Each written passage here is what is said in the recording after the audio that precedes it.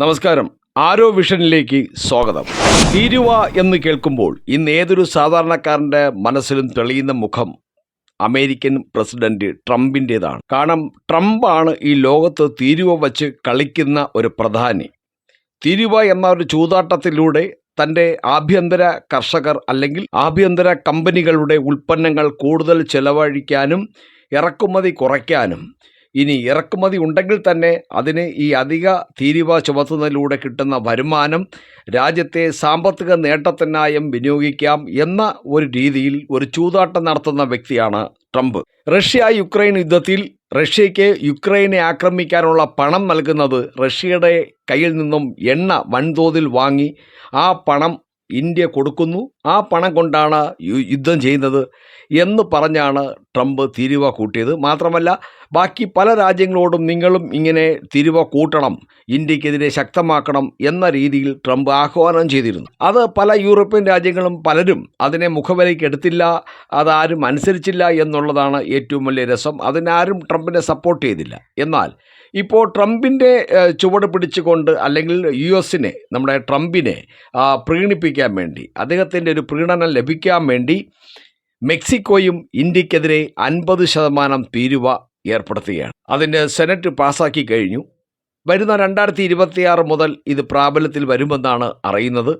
ഏതായാലും ഇന്ത്യക്ക് മാത്രമല്ല, മെക്സിക്കോ ഈ ഇറക്കുമതി ചുങ്കം 50% ഉയർത്തിയതോടെ ഇന്ത്യക്ക് പുറമെ ചൈന, തായ്ലാൻഡ്, ഇന്തോനേഷ്യ, ദക്ഷിണ കൊറിയ എന്നീ രാജ്യങ്ങളെ അത് ശക്തമായി ബാധിക്കാനാണ് സാധ്യത. ലോകമെമ്പാടും വീണ്ടും ഒരു താരിഫ് യുദ്ധം പൊട്ടിപ്പുറപ്പെടുന്നതായി തോന്നുകയാണ്. കാരണം താരിഫ് വർദ്ധിപ്പിച്ചുകൊണ്ട് അമേരിക്ക പല രാജ്യങ്ങൾക്കും തിരിച്ചടി നൽകിയിട്ടുണ്ടെങ്കിലും ഇപ്പോൾ മെക്സിക്കോ ആണ് ഈ തീരുവ ഭീഷണിയുമായി രംഗത്ത് വന്നിരിക്കുന്നത്. മെക്സിക്കോ ഒരു പ്രധാന ചുവടുവയ്പ് നടത്തി.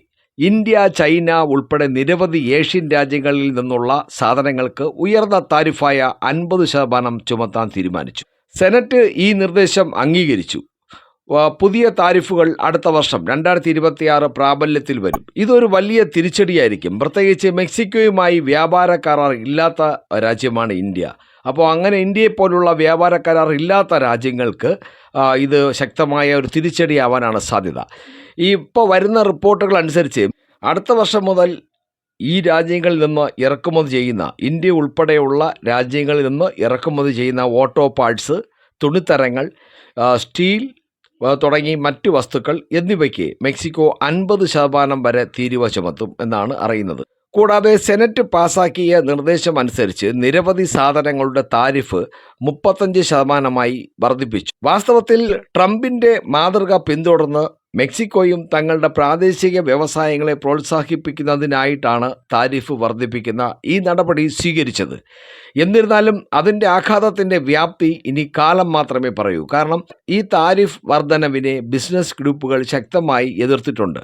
മെക്സിക്കോ തങ്ങളുടെ ധനക്കമ്മി പരിഹരിക്കാൻ ശ്രമിക്കുമ്പോൾ അടുത്ത വർഷം അമേരിക്കയെ ഒന്ന് പ്രീണിപ്പിക്കുവാനും $3.76 ബില്യൺ അധിക വരുമാനം നേടാനുമാണ് മെക്സിക്കോ താരിഫ് വർധനവ് നടപ്പിലാക്കിയതെന്ന് വിശകലന വിദഗ്ധരും സ്വകാര്യ മേഖലയും ബാധിച്ചതായും പറയുന്നു.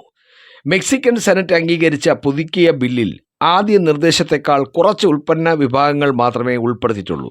ഏകദേശം 1400 ഇറക്കുമതി ചെയ്യുന്ന ഉൽപ്പന്നങ്ങൾക്ക് തീരുവ ചുമത്തുന്ന ബില്ല് മുമ്പ് നിർത്തിവച്ചിരുന്ന പതിപ്പിൽ നിന്ന് മയപ്പെടുത്തി ഈ ഉൽപ്പന്നങ്ങളിൽ പലതിനും 50% താഴെയാണ് താരിഫ് നിരക്കുകൾ നിശ്ചയിച്ചിരിക്കുന്നത്. എന്നിരുന്നാലും അമേരിക്കയെ പ്രീണിപ്പിക്കാൻ മെക്സിക്കോ മുമ്പ് ചൈനീസ് ഉൽപ്പന്നങ്ങൾക്ക് താരിഫ് വർധനവ് പ്രഖ്യാപിച്ചിരുന്നു. എന്നാൽ ഇത് വലിയ സ്വാധീനം ചെലുത്തിയില്ല. അതിനെ തുടർന്നാണ് ഈ വർഷം അതിശക്തമായി ഇപ്പോൾ സെനറ്റ് പാസ്സാക്കിയിരിക്കുന്നതും 2026 മുതൽ ഇങ്ങനെ 50% താരിഫ്, അതായത് നമുക്ക് ഇന്ത്യക്ക് അത് ബാധിക്കാനാണ് സാധ്യത. ഇനി എങ്ങനെ നമ്മുടെ നരേന്ദ്രമോദി ഇതിനെ എങ്ങനെ കൈകാര്യം ചെയ്യും എന്നുള്ളത് നമുക്ക് വരും ദിവസങ്ങളിൽ കാണാം. അപ്പോൾ മറ്റൊരു വാർത്തയുമായി വീണ്ടും കാണാം. നന്ദി, നമസ്കാരം.